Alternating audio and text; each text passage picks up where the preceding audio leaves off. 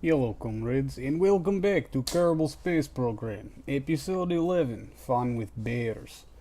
Previously, our American comrade has taken an X-15 rocket plane and strapped it to the roof of a bear cargo plane. Today I aim to do him one better.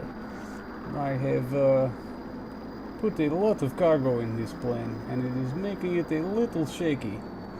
It does manage to get off the runway, and we start to make our turn to get to a desired heading. We are taking this heading for very specific reason, which I will get into later. But first we must climb to an appropriate altitude and get our heading right where we want it. Yes. Bear is very capable aircraft, capable of lifting very much cargo to very high speed, as was dictated in our earlier episodes when we were just experimenting first with jet planes. It does become a little shaky at time warp, like that, but not so bad that we can't keep it on course. I'm also trying to do a little better by leaving SAS controls off for the time being anyway. We will need them later in this mission. We are only risking one Kerbal for this because we're going to do some things that this plane has not been designed to do. And he is not very good pilot. He's not Jeb, but I fear Jeb has been indoctrinated by Western ways and no longer feels the plight of his communist brothers. His treachery will be addressed later. Let's turn on our lights so that we may see things and continue our climb and our acceleration.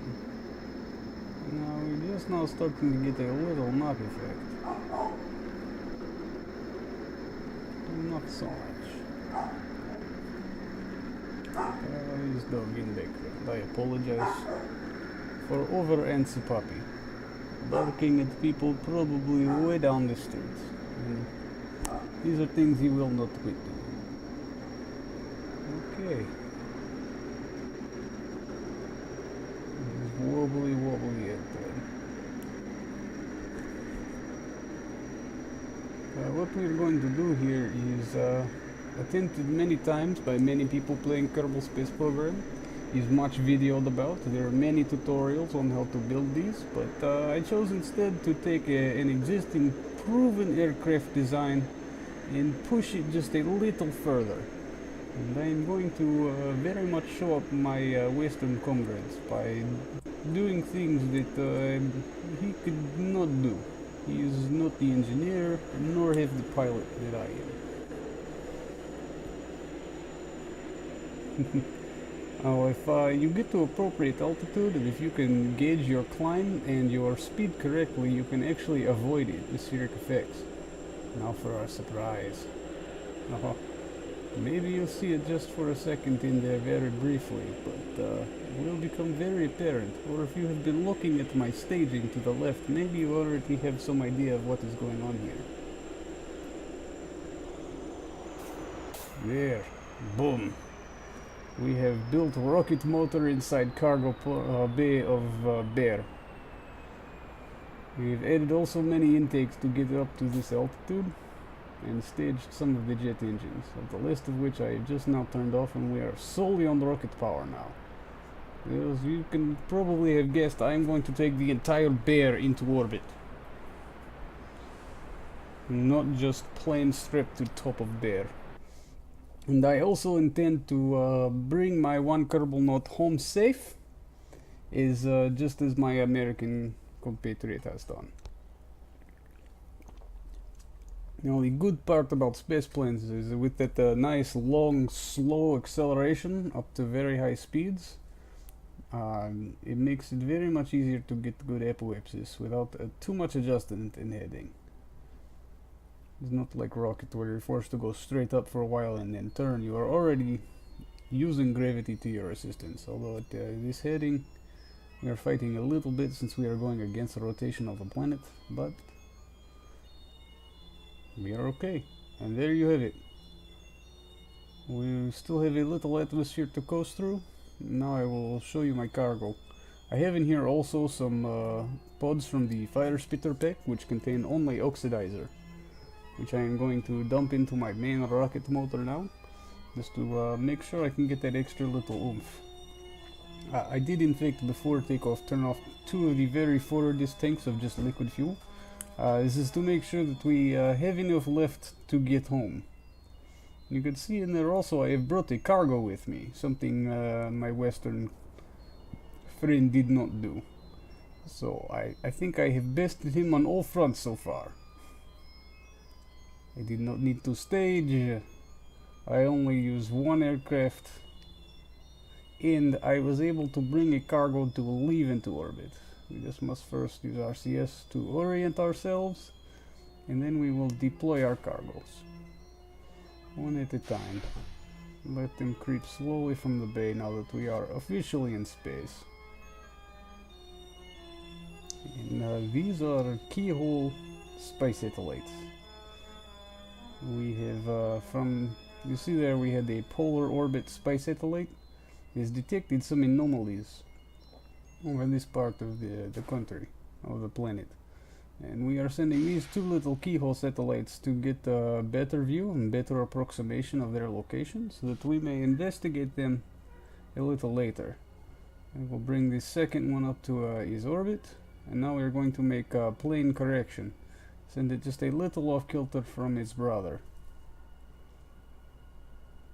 Give him slightly better view, and adjust orbit out again. There we go. And make sure he is all booted up. And go back to our bear.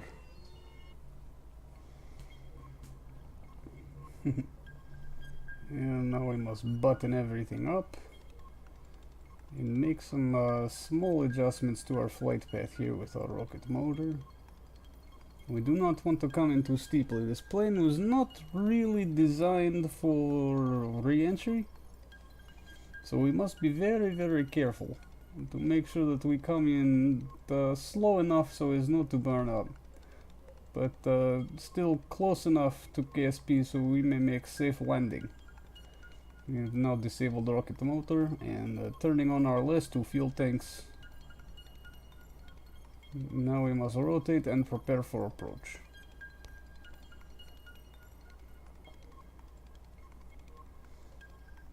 I like how lights light a planet in time warp only. Fun things. RCS is too weak to have much of an effect on our deceleration attempts, but we will try it anyway. And even if it doesn't affect things very much, getting rid of the extra weight is probably a very good thing. Okay, so now that we have a little bit of atmosphere, we will turn on our air brakes and try to slow our descent into the atmosphere as much as we possibly can before we get to the magic 30 kilometers mark, which is where deadly re-entry effects start to be calculated and can really screw up your day. Sunrise. Now we can see where we are going, and it looks like we are heading slowly into a mountain.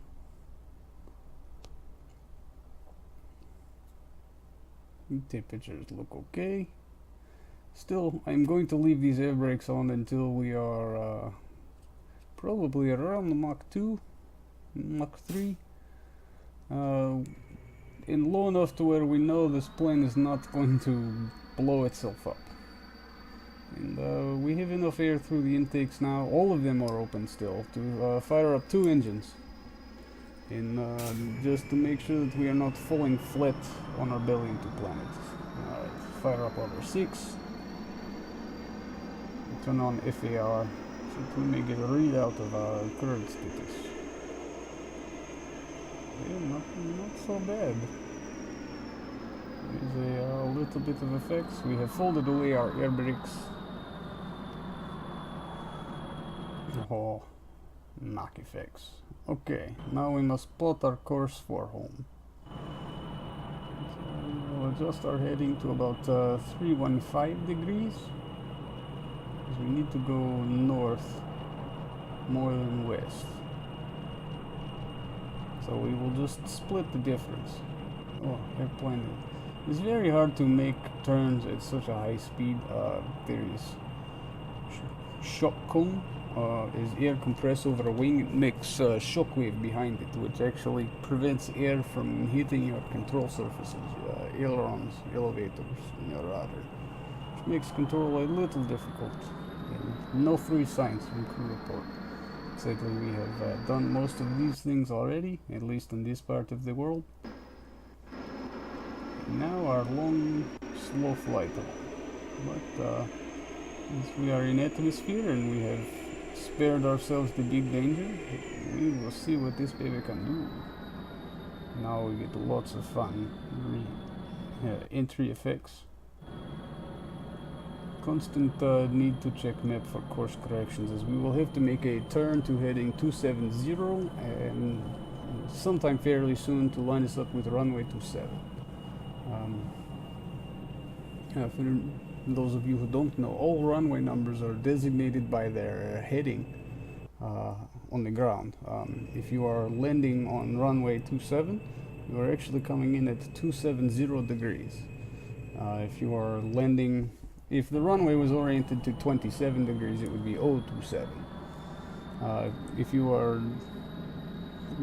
we were coming in from the other side of Kerbin and making a landing on the same runway from the opposite direction, it would be runway 90 or 090 in some places. But I think here it is just runway 90.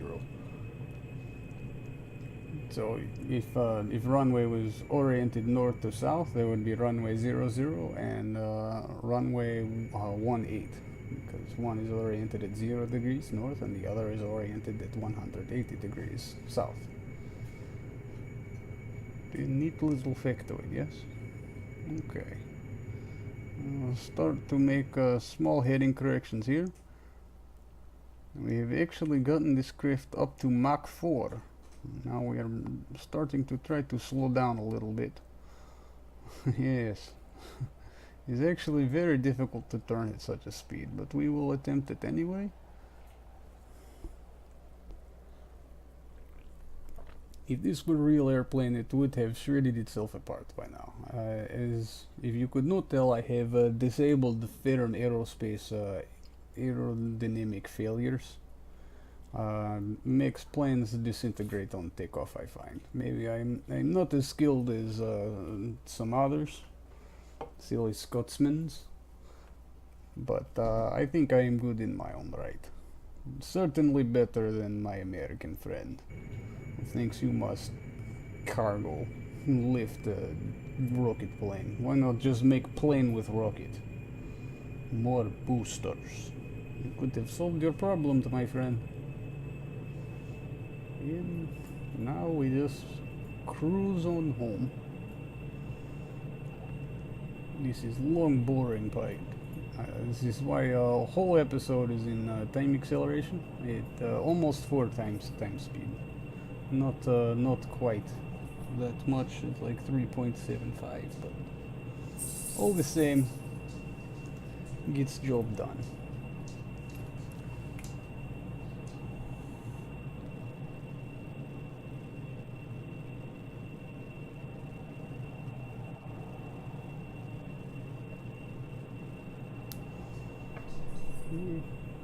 Little bumpiness as we hover in multi-Mach, but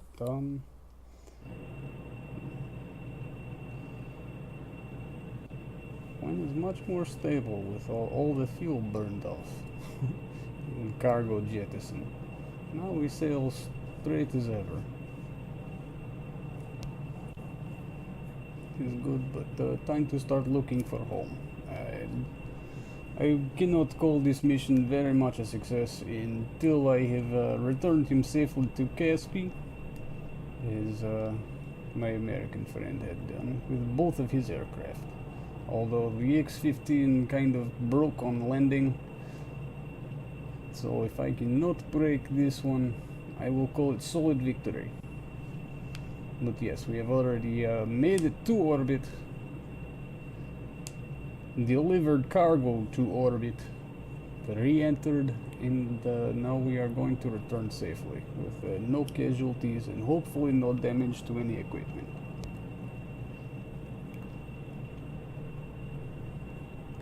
And now that we missed the runway, we can tell that my navigation is a little off. We're going to have to head north a bit to get ourselves lined up for runway 27 approach. That first marker are the flags that we planted at the island runway. Or I don't even remember what episode that was. So yes, now if we adjust our heading to 270, we see that we are still just a bit too far south. So we will try to split difference. We also try to shed some altitude and get ourselves on the nice long runway approach. Although the plane is much lighter than when it left the ground, is still very heavy by airplane standards, and we are still carrying quite a bit of fuel. We could actually probably go land at some of the more distant Easter eggs, should we feel more inclined, but this episode was already a little too long. Thus and kind of boring is why the time acceleration. Okay, now we will turn north and try to line ourselves up, and maybe here. Turns much better when it's empty. You know, we have still big rocket engine and mostly empty fuel tanks back there. There still was some fuel in the rocket motor, but we achieved our objectives, and I did not want to go too incredibly fast. Undercarriage down and locked. We are not quite lined up.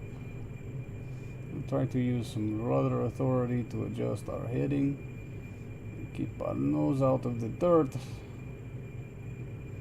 Uh-oh. Okay, come, little, oh, too much, I've overcorrected. Oh, bring it down. Uh-oh. Brakes. Oh, we've lost an aileron. That was not that bad. We kept the other one intact. Only small damage. Plane is still flyable. But, I will taxi him closer, just to make sure I make up for dinging the wing. I did not snap plane in half. You may still fly this one. We just get it up the hill. We're using the motors on the wheels now. All of our jet engines have been shut off. And there you go. I will call this victory. Thanks for joining. Please like this video, or tell your friends, or like to tell your